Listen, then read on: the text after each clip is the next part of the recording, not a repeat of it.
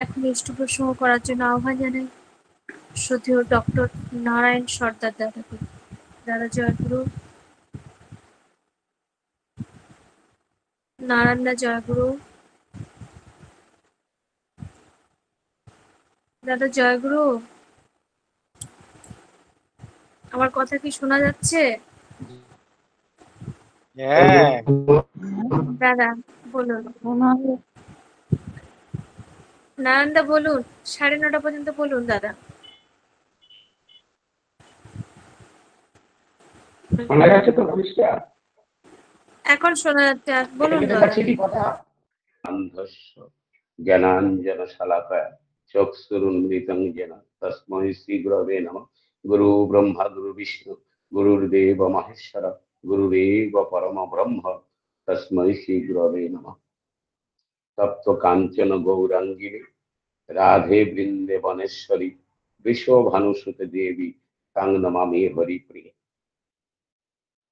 পরম দয়াল ঠাকুর আমার পরমারাধ্যা জগজ্জননী শ্রী শ্রী বড়মা, পরম পূজ্যপাদ শ্রী শ্রী বরদা, পরম পূজ্যপাদ শ্রী শ্রী আচার্যদেব,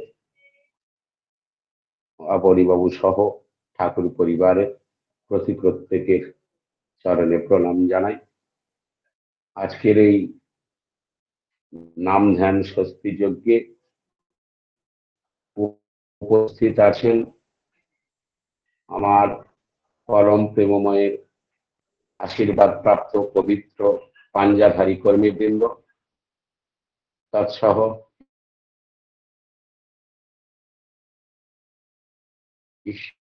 প্রাণ দাদারা এবং আমার ভক্তিমতী মায়েরা, প্রত্যেককেই আমি আমার অন্তরের অন্তরস্থল হতে হৃদয় নিবেদন করি। আজকে আমার শ্রদ্ধা পরিনিষ্ঠা মা আমাকে ইষ্ট প্রসঙ্গ করার কথা বললেন। তো আজকে আমার প্রথম থেকেই সকালে ইষ্ট প্রসঙ্গ দিয়ে শুরু, আর আজকে এই দিনের শেষে ইষ্ট প্রসঙ্গ দিয়েই আজকের দিনটা অতিবাহিত। আমার খুব আনন্দ লাগছে এই কারণে যে শুভ জন্ম মাসে পরম প্রেমময়ের আবির্ভাব মাস, সেটা আমাদের প্রত্যেক সৎসঙ্গী বৃন্দের কাছে শুভ মাস। এই শুভ মাসের শুভ দিনে পরম প্রেমময় দুটো কথা বলার সুযোগ পেয়ে আমার একটু আনন্দ হচ্ছে। তো আমরা এত সময় ধরে নাম ধ্যানে ছিলাম, নাম ধ্যান করছিলাম, তারপরে ইষ্ট প্রসঙ্গ, এই শুভ জন্ম মাসে পরম প্রেমময়ের আবির্ভাব, তার জন্মলীলা, তার বাল্যলীলা বিভিন্ন ভাবে আমরা শুনছি, জানছি, বলছি, বিভিন্ন কীর্তনের মধ্য দিয়েও আমরা শুনছি। তো আমরা এই তার সম্পর্কে একই কথা বারবার শুনছি, তবুও শুনে আমাদের মন তৃপ্ত হচ্ছে না, বারবার যেন শুনতে ইচ্ছা করে। পরীক্ষিত মহারাজ এক সময় সুখদেব গোস্বামীর কাছে ভাগবত কথা শুনতে শুনতে শুনতে সুখদেব গোস্বামী তখন বন্ধ করে দিলেন। তখন পরীক্ষিত মহারাজ বলেছিলেন, কৃষ্ণ কথা সুধা আমি যত করি পান, পুনঃ পুনঃ ইচ্ছা হয় পুনঃ মতিমান। শ্রীকৃষ্ণ কথা কহ মুনিবর, শ্রবণে মানস তৃপ্ত হইবে সত্তর। যা শ্রবণ করলে, ভগবানের কথা শ্রবণ করলে আমাদের মানস তৃপ্ত হবে, বারবার শুনতে ইচ্ছা হবে, তবুও আমাদের মন শান্ত হবে না। কেননা ভগবানের কথা হচ্ছে সর্ববেদ বেদান্তের সার। এই ভগবত কথা হয় বেদান্তের সার, রসনায় পান নাহি করে একবার। একবার পান করলে তার মন আমাদের তৃপ্ত হয় না, কিছুতেই তৃপ্ত তার নাহি হয় মন। নদী মধ্যে যথা গঙ্গা দেবে নারায়ণ, ভক্ত মধ্যে যথা শঙ্কর দেবতা, পুরাণের মধ্যে হয় ভাগবত কথা। এই ভগবানের কথা হচ্ছে শ্রেষ্ঠ কথা। আমরা কথা অনেক বলি, অনেক শুনি, কিন্তু ভগবানের কথা আমরা বলি কম, শোনার সৌভাগ্য আমাদের কমই হয়। কিন্তু ভগবানের কথা বললে সেই বলাটাই হচ্ছে আসল কথা, আর বাকি সব কথার কথা আমার কথা নয়। এ শ্রীমদ ভাগবতের কথা। যে বাক্যে হরিগুণ বর্ণিত সদাই, তাহাই প্রকৃত বাক্য, তাহে ভুল নাই। যে কথার মধ্যে ভগবানের কথাই হয়, বিষয়বস্তু হয় ভগবানের কথা, সেটি প্রকৃত বাক্য, প্রকৃত কথা। আর বাকি সব অসার কথা। আমরা অনেক কিছু শুনি, কিন্তু ভগবানের কথা শুনি কম। আমাদের কান তখনই সার্থক হয় যখন শুধুমাত্র ভগবানের কথা শ্রবণ করি। যে কর্ণে তাহার কথা শুনে নিরন্তর, তাহার প্রকৃত কর্ণ শুনো মুনিবর। যে কর্ণে শুধুমাত্র ভগবানের গুণগান কীর্তন শ্রবণ করা হয়, সেই কর্ণই হচ্ছে আসল কর্ণ। সেই কর্ণের সার্থকতা তখনই, যে কর্ণ দিয়ে আমরা শুধুমাত্র ভগবানের কথা শ্রবণ করব। তো এই ভগবানের কথা শ্রবণ করলে কি হবে? এই ভগবত কথা, ভগবানের কথা শ্রবণ করলে আমাদের কি হয়? এই ভগবত কথা শ্রবণ করলে, শ্রবণে পঠনে পাপী সদ্য মুক্তি হয়, সদ্য মুক্তি হয়। মহাপাপে মহাপাপী তাহে মুক্ত হয়। শ্রবণে পঠনে পাপী সদ্য মুক্তি হয়, মহাপাপী দুরাচারী সাজা বৈকুণ্ঠেতে যায়। তো ভগবানের কথা যদি শ্রবণ করা যায়, তার কথা বলা যায়, তার দেওয়া বিভিন্ন শাস্ত্র গ্রন্থ পাঠনের মধ্য দিয়ে তার তত্ত্ব জানা যায়, তাহলে তার বৈকুণ্ঠ ধাম গমন হয়। মহা মহা পাপ যদি থাকে, সে পাপ ধুয়ে মুছে যায়। তাহলে আমরা সবাই যারা ভগবানের কথা শ্রবণ করছি, আমরা প্রত্যেকেই মুক্ত হয়ে যাব। কিন্তু শাস্ত্রে এক জায়গায় বলেছেন যে ভক্তি সহ যে জন করে শ্রবণ, বিচার করিয়া তারে কয় অধ্যয়ন, পরমে পরম প্রাপ্তি তাহার নিশ্চয়, মহাপাপে মহাপাপী তাহে মুক্ত হয়। একমাত্র সেই ভগবানের কথা শ্রবণ যদি ভক্তি সহকারে শ্রবণ করা যায়, তাহলে একমাত্র মুক্ত হওয়া যায়। আমরা সেই ভগবানের কথা শ্রবণ করার জন্য এই নাম ধ্যান ষষ্ঠী যজ্ঞে উপস্থিত হয়েছি। ভগবান গুণগান কীর্তন আমরা তো শুনি। ভগবান শ্রীকৃষ্ণ গীতাতে বলেছেন, যদা যদা হি ধর্মস্য গ্লানির্ভবতি ভারত অভ্যুত্থানম অধর্মস্য তদাত্মনং সৃজমহং পরিত্রাণায় সাধুনাং বিনাশায় চ দুষ্কৃতাম ধর্ম সংস্থাপনার্থায় সম্মামি যুগে যুগে। যুগে যুগে যখন ধর্মের গ্লানি হয়, অধর্মের উত্থান হয়, তখন হে অর্জুন, আমি নিজেকে সৃজন করি ধর্মকে রক্ষা করার জন্য, ধর্মকে নাশ করার জন্য, সাধুকে পরিত্রাণ করার জন্য আমি নিজেকে বারবার এই ধরাধামে সৃজন করি। শ্রীমদ ভাগবত বলছে, পুষ্টের দমন, শিষ্টের চলন, অন্তরে ভাবিয়া হেথায় আসেন নারায়ণ। ঠাকুর অনুকূল চন্দ্র সেই একই কথা ছোট্ট বাণীর মধ্য দিয়ে বললেন, ধর্ম যখন বিপাকী বাহনে ব্যর্থ অর্থে ধায়, প্রেরিত পুরুষ আবির্ভূত হন, পাপী পরিত্রাণ পায়। তো সেই মতো আমরা দেখেছি সত্যের শ্রীহরি, ত্রেতার ত্রাতা রামচন্দ্র, দাপরেতে কৃষ্ণ লীলা জানে সর্বজন, কংস কারায় জন্ম নিলেন কংস নিষুধন, আসলেন ভগবান বুদ্ধ, আসলেন যীশু খ্রিস্ট, আসলেন হযরত মুহাম্মদ, আসলেন শ্রীমান চৈতন্য মহাপ্রভু। তিনি এসে বললেন, শোনো শোনো নিত্যানন্দ, শোনো হরিদাস, সর্বত্র মোর আজ্ঞা, করহ প্রকাশ, ঘরে ঘরে দ্বারে দ্বারে করো গিয়ে ভিক্ষা, বলো কৃষ্ণ, ভজ কৃষ্ণ, করো কৃষ্ণ শিক্ষা। কৃষ্ণ নামে নদিয়া নবদ্বীপ মাতিয়ে দিলেন। তিনি দেখছেন সংসারে থেকে গার্হস্থ্য জীবন পালন করে আমার পক্ষে যে উদ্দেশ্যে এখানে আসা, সে উদ্দেশ্য সফল করা যাবে না। তাই তিনি সন্ন্যাস দীক্ষা গ্রহণ করবেন স্থির করলেন। যখন সন্ন্যাস দীক্ষা গ্রহণ করবেন স্থির করেছেন, তখন তার ভক্তগণ কেঁদে আকুল হচ্ছেন যে প্রভু যদি চলে যান সন্ন্যাস দীক্ষা গ্রহণ করে, তিনি তো আর ফিরে আসবেন না।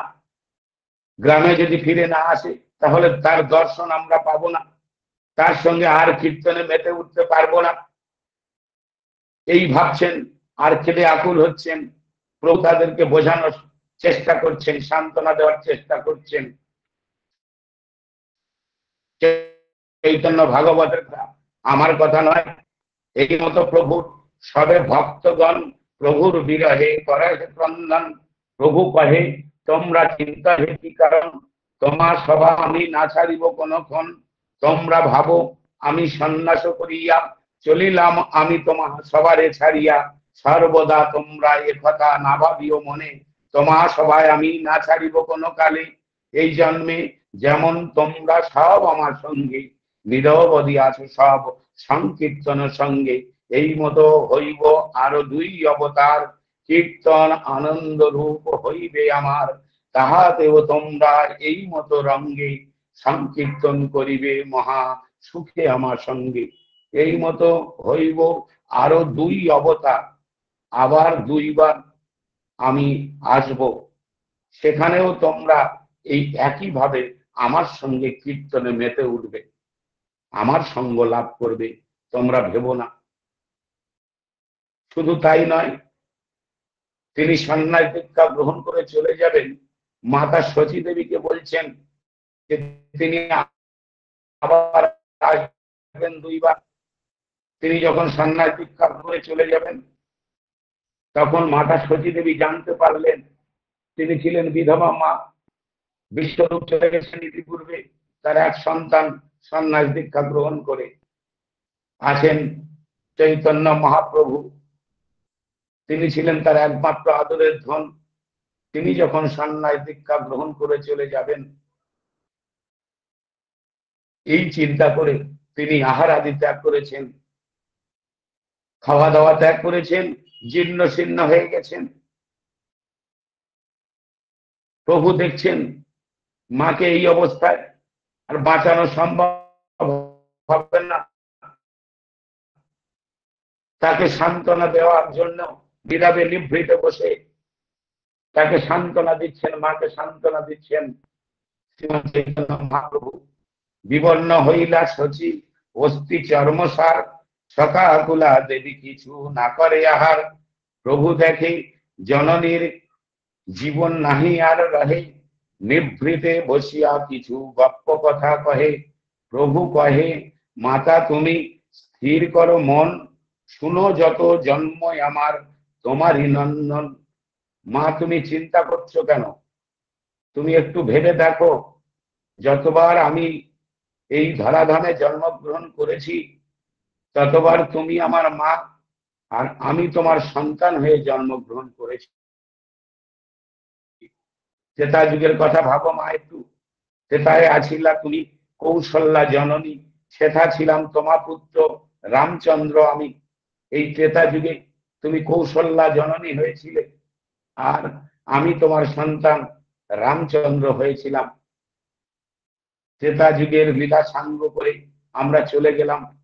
পরে তুমি মথুরাতে দেবকী হইলা, কংস সারা কারার অন্তপুরে বন্ধনে আছিলা। কংসের কারাগারে আবদ্ধ হয়েছিলে, মথুরাতে দেবকী হয়ে জন্মগ্রহণ করলে। তোমার মনে নেই মা? সেখানে আছিলা তুমি আমারও জননী, তুমি সেই দেবকী, দেবকী পুত্র আমি। মামা, তুমি সেই দেবকী হয়েছিলে, আর দেবকী পুত্র আমি হয়েছিলাম। শুধু তুমি এই জন্মে আমার মাতা শচী দেবী, আর আমি তো সন্তান নিমাই নয় মা। শোনো মা, আরো তোমার বলি, এই মতো হইব আরো 2 জন্ম, তোমারই পুত্র হয়ে আমি অবিলম্ব এই মতো হইব আরো 2 জন্ম, আবার 2 বার জন্মগ্রহণ করব তোমারই পুত্র হয়ে আমি অবিলম্ব, আবার 2 বার জন্মগ্রহণ করব তোমার পুত্র হয়ে অবিলম্বে। খুব তাড়াতাড়ি, খুব শীঘ্রই মা। তুমি কেন ভাবছো এই মতো তুমি মোর মাতা জন্মে জন্মে, তোমার আমার প্রভু ভেদ নাহি মর্মে। এই মতো তুমি আমার জন্মে জন্মে আমার মাতা, আমি তোমার সন্তান, তোমার আমার কোনোদিন ভেদ হবে না মা। চলে গেলেন শ্রীমান চৈতন্য মহাপ্রভু।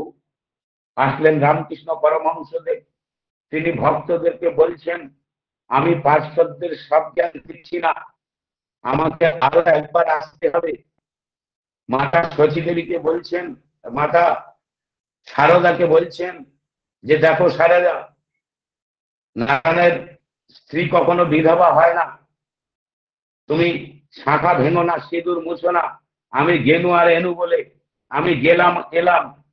1293 সালে গলায় ক্ষত ক্যান্সার দিয়ে রামকৃষ্ণ পরমহংসদেব লীলা সাঙ্গ করে চলে গেলেন।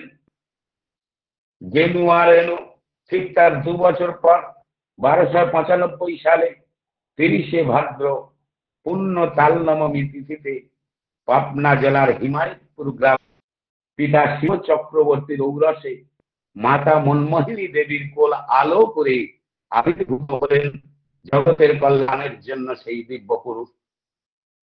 ঠিক যেমন হযরত মুহাম্মদ হজ, জাকাত, রোজা, নামাজ, কলমা এই পঞ্চবিধান নিয়ে জগতের কল্যাণের জন্য আবির্ভূত হয়েছিলেন, ঠিক তেমনি ঠাকুর অনুকূল চন্দ্র যজন যাজন ইষ্টভৃতি সস্তয়িনী সদাচার এই পঞ্চবিধান নিয়ে আমাদের কল্যাণের জন্য আবির্ভূত হলেন। চৈতন্য মহাপ্রভু যেমন নাম করতে বলছেন যে কলিযুগে নাম ছাড়া গতি নেই, হরে নাম হইব হরের নাম হইব হরের নাম হইব কেবলম কলৌ নাস্তেব নাস্তেব নাস্তেব গতিরন্যথা। কলিযুগে নাম ছাড়া গতি নেই, তোমরা নাম করো। কৃষ্ণ নামে তিনি নদিয়া নবদ্বীপ যেমন মাতিয়ে দিয়েছিলেন, ঠাকুর অনুকূল চন্দ্র সেই নাম দিলেন। তিনি রাধা নামে সারা বিশ্ব মাতিয়ে দিলেন, সারা জগৎ মাতালেন। তিনি কৃষ্ণ নাম দিয়েছেন, ঠাকুর অনুকূল চন্দ্র রাধা নাম দিয়েছেন।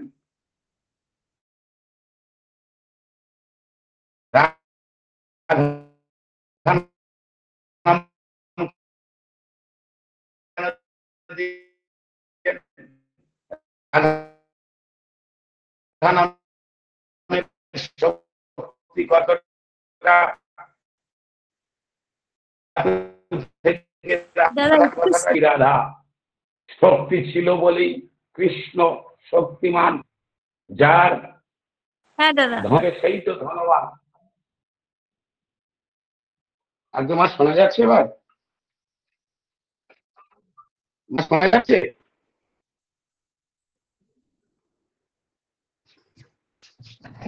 শ্রীকৃষ্ণের শক্তি হচ্ছে রাধা, আর সেই শক্তি ছিল বলেই ভগবান শ্রীকৃষ্ণ শক্তিমান। ধন যার থাকে সেই ধনবান, শক্তি যার থাকে সেই শক্তিমান।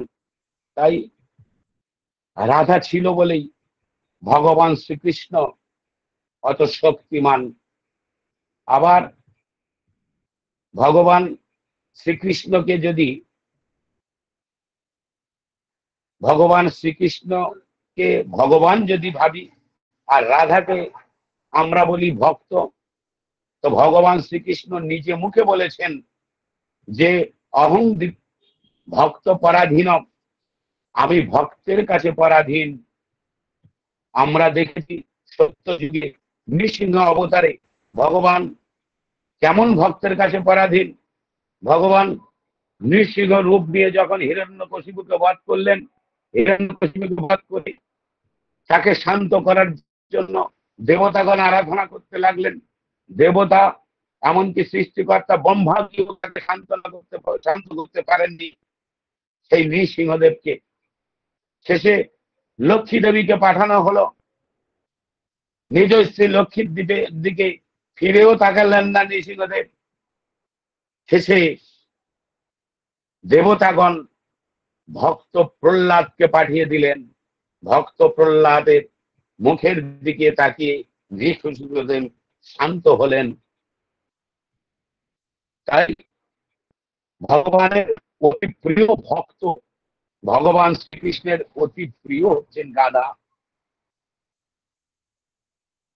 ভগবান বলছেন, যিনি রা উচ্চারণ করেন আমি তার দিকে ফিরে তাকাই, আর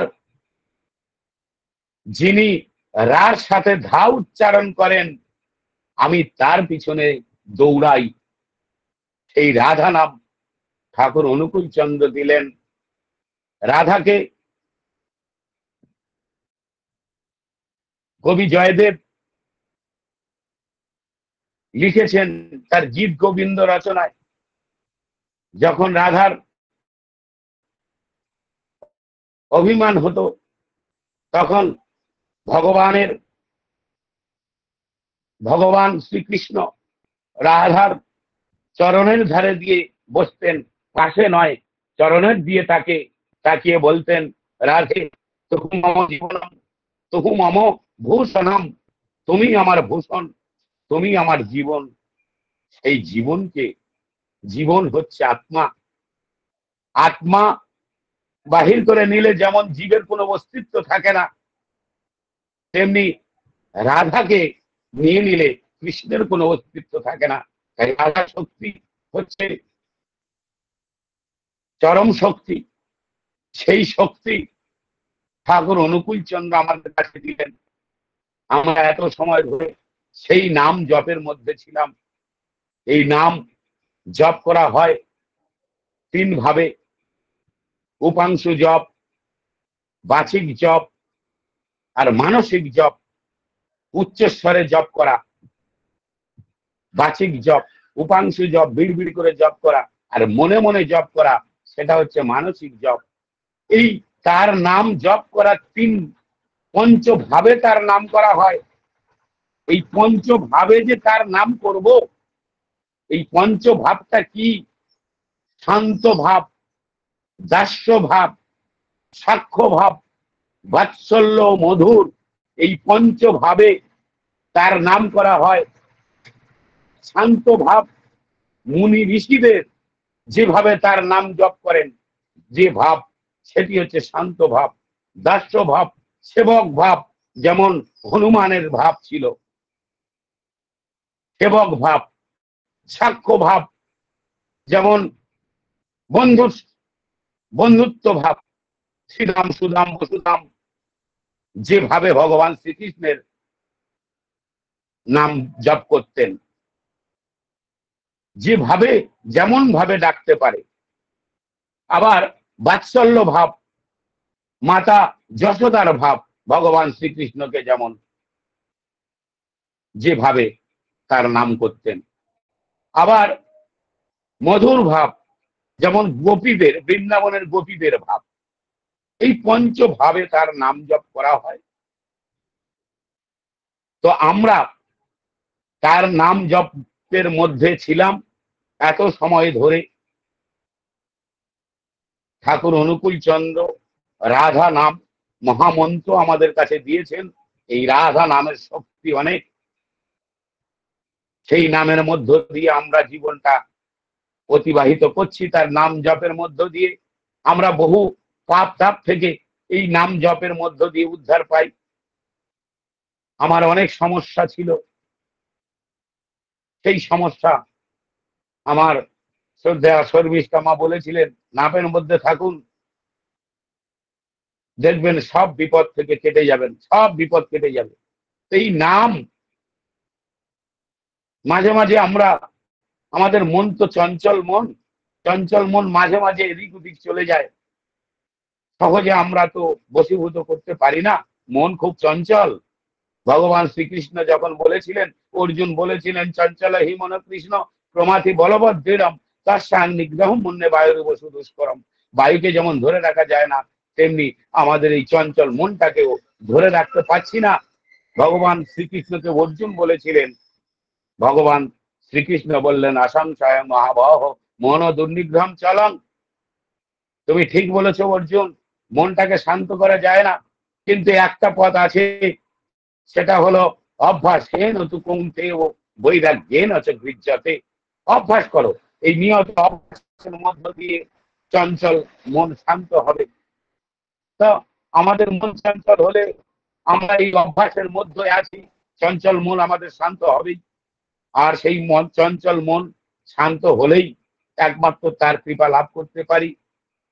তার কথা শোনার জন্য, তার কথা জানার জন্য সহজ পন্থা শ্রী শ্রী ঠাকুর অনুকূল চন্দ্র আমাদের কাছে দিয়েছেন উপহার, এই সৎসঙ্গ। সৎসঙ্গ মহামূল্যবান জিনিস, সৎসঙ্গের গুরুত্ব অপরিসীম।